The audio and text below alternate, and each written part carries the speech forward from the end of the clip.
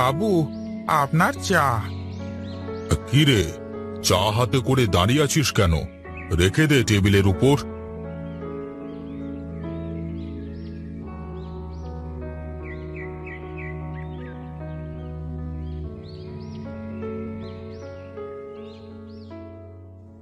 বাবু, একটা কথা বলবার ছিল, যদি অনুমতি দেন তাহলে বলতে পারি।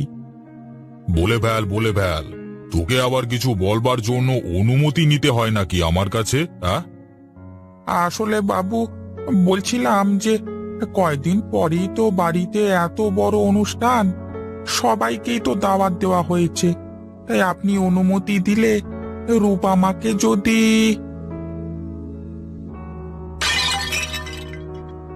কতবার তোদের বলেছি ওই নাম আমার সামনে উচ্চারণ করবি নে। আমার কোনো মেয়ে নেই, কেউ নেই। বাহ, তোমার মতো বাবা প্রত্যেক ঘরে ঘরে থাকা দরকার। যে মেয়েকে এত আদর যত্ন দিয়ে বড় করলে, আর আজ কিনা তাকেই তুমি অস্বীকার করছো। হ্যাঁ হ্যাঁ, করছি। কারণ যে মেয়ে একটিবার তার বাবার কথা চিন্তা না করে, তার মান সম্মানের কথা না ভেবে একটা রাস্তার ছেলের সাথে বিয়ে করতে পারে, আমি অমন মেয়ের পরিচয় দিতে চাই না, চাই না, চাই না। কিন্তু আমি তো মা, আমি 10 মাস 10 দিন ওকে পেটে ধরেছি।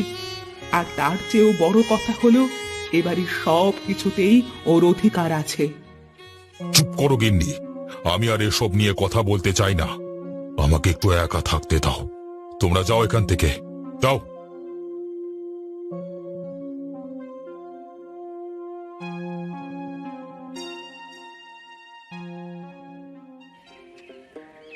কই গো গিন্নি, কোথায় তুমি? তাড়াতাড়ি করো, আমার কিন্তু আবার দেরি হয়ে যাবে।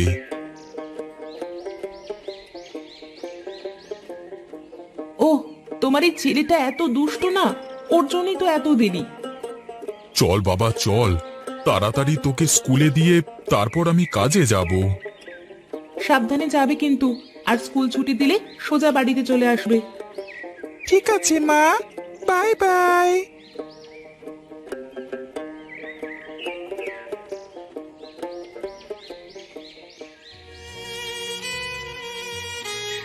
গিন্নিমা, ওই দেখেন, রূপা মা আসছে। কেমন হয়ে গেছে আমাদের রূপা মা?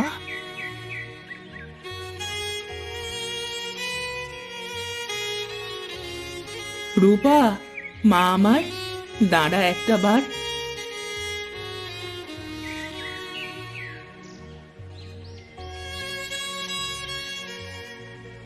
এত রাগ তোর মায়ের উপর, এত অভিমান, একটা বার তো আমার সাথে দেখা করতে পারিস না? মা, আমার সঙ্গে দেখা করলে যদি বাবা তোমার সাথে আমার মতোই ব্যবহার করে, সেই ভয় আমি তোমার সাথে দেখা করি না মা।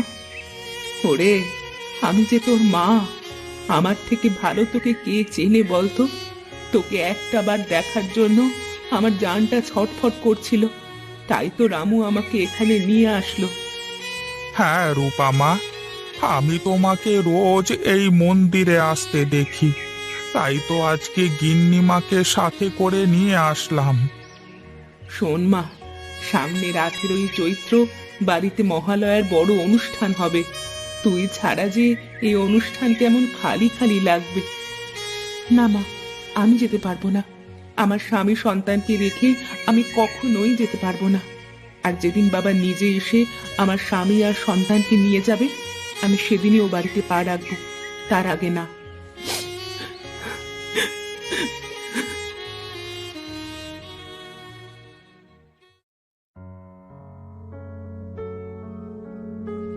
কি বিনুদা, এত তাড়াতাড়ি কাজ করতে তোমার কষ্ট হয় না? আরে, এই নারকেল ছোবড়া ছাড়ানোর কাজে আবার কষ্ট কিসের? এই বয়সে কষ্ট না করলে করব কোন বয়সে বল দেখি? হ্যাঁ, তা ঠিক, তা ঠিক। কিন্তু এ করে কি আর সারা জীবন চলবে? অন্য কিছু করবার চিন্তা ভাবনা করতে হবে তো নাকি? যতক্ষণ গায়ে শক্তি আছে করতে থাকি, তারপর দেখা যাবে। তোমার কি কপাল দাদা, তোমার শ্বশুরের এত কিছু থাকতেও একমাত্র মেয়েকে বিয়ে করেও কোনো যোগাযোগ নেই।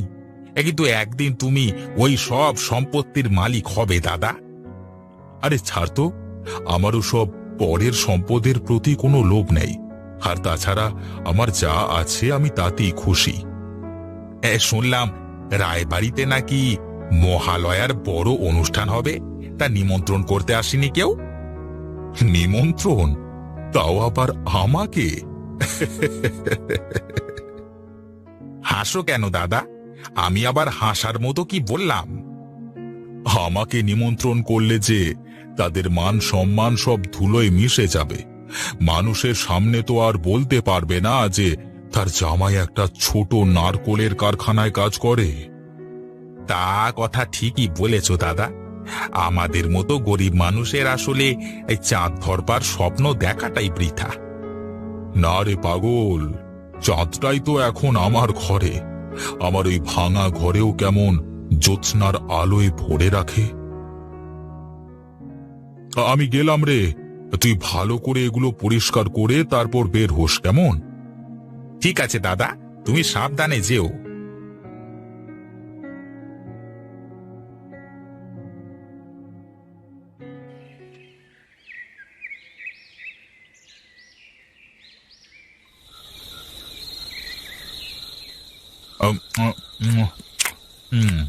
কি গো, কিছু বলবে নাকি?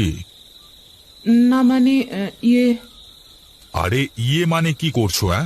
কিছু বললে বলে ফেলো। আজ মন্দিরে মায়ের সঙ্গে দেখা হয়েছিল। মহালয়ার অনুষ্ঠানের জন্য আমাদের নিমন্ত্রণ করতে এসেছিল। বেশ তো, তুমি আর ছোটন চলে যাও, তাহলেই তো হলো। আমি তোমাকে ফেলে কি করে যাই বলো? যে বাড়িতে তোমার কোনো মূল্য নেই, সেখানে আমার যাওয়ার কোনো প্রশ্নই নেই। দেখো, তোমার বাবার বাড়ি তুমি যেতেই পারো, আমি বাধা দেব না। আমি মাকে বলে দিয়েছি, যেদিন বাবা তোমার কাছে এসে তোমাকে নিমন্ত্রণ করে তোমাকে জামাইয়ের স্বীকৃতি দিয়ে ও বাড়িতে নিয়ে যাবে, সেদিনই আমরা যাব ও বাড়িতে, তার আগে না। সেটা তোমার একান্তই নিজের বিষয়, তবে আমার মনে হয় তোমার যাওয়া উচিত। বেশি বাজে বকো না তো, তুমি খেতে থাকো, আমি আসতেছি।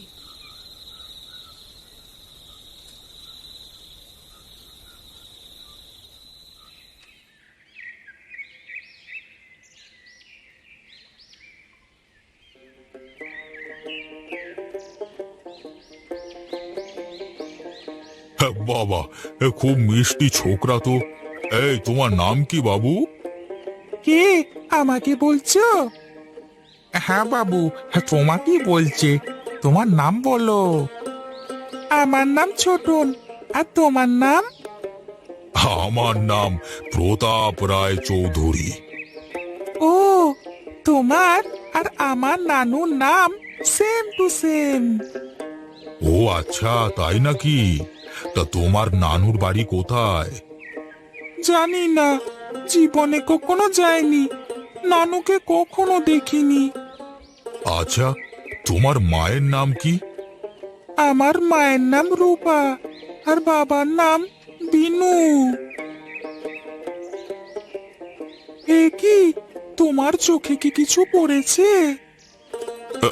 আরে দাদু ভাই, চোখে কি যেন পড়েছে বুঝলি। চলো চলো, আমরা দুজনে একটু ওই দিকটাতে গিয়ে গল্প করি, কেমন?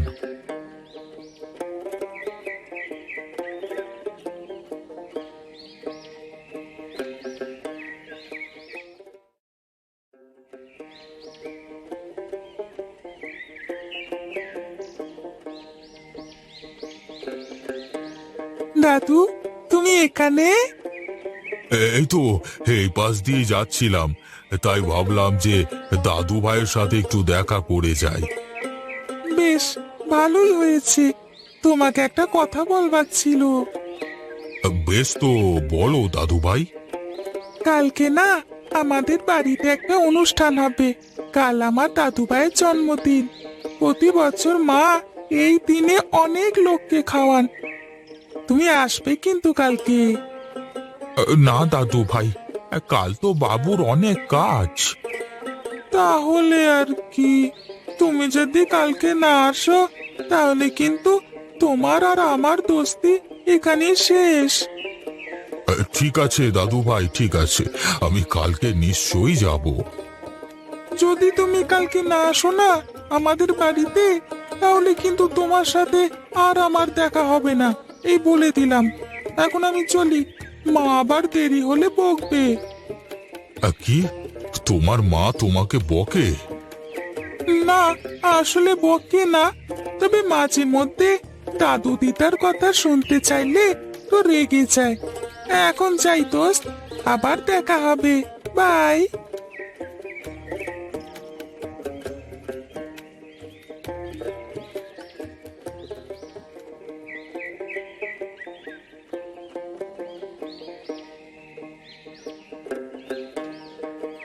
বাবু, তাহলে কাল কি আপনি যাবেন ওই বাড়িতে?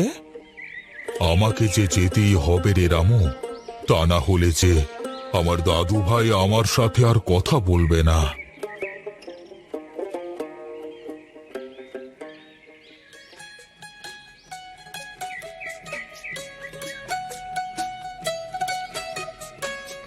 সবাই কিন্তু পেট ভরে খাবে, হ্যাঁ? আজ আমার এক গুরুজনের জন্মদিন, তাই তো রোজ এই দিনে আমরা তার মঙ্গল কামনায় সবাইকে খাওয়াই। আপনারা সবাই তার জন্য দোয়া করবেন। এই গরিবের বাড়িতে কেউ পেট ভরে না খেয়ে যাবেন না, হ্যাঁ?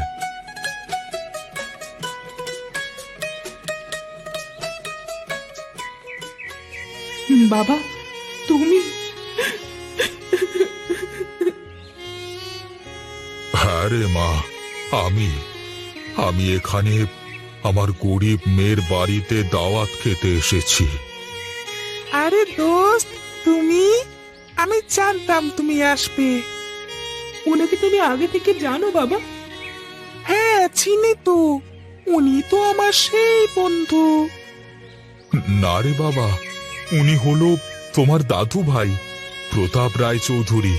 ও ওনার পা ছুঁয়ে আশীর্বাদ নাও।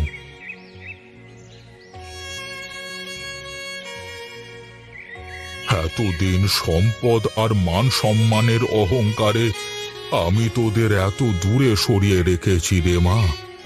আমি আমার ভুল বুঝতে পেরেছি। তুমি আমার বাড়িতে এভাবে বসে খাবার খাবে? আমার তো বিশ্বাসই হচ্ছে না বাবা। মারে, আমার এই ছোট্ট দাদু ভাইয়ের আবদার না রেখে কি আর পারি আমি বল?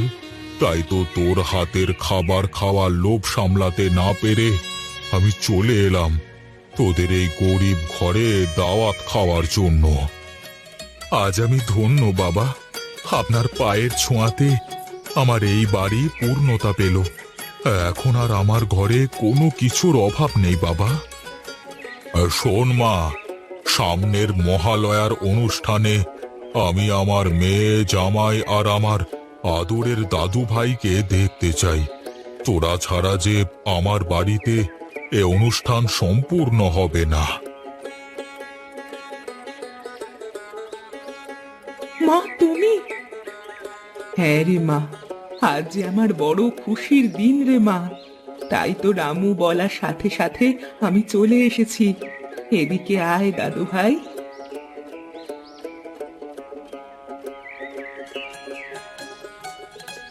আসেন না মা, আজ আমরা বাবার জন্মদিন উপলক্ষে এই আয়োজন করেছি। আপনারা যদি এই গরিবের বাড়িতে বসে দুটো ডাল ভাত মুখে দেন। অবশ্যই বাবা, এ যে আমাদের অনেক বড় পাওয়া।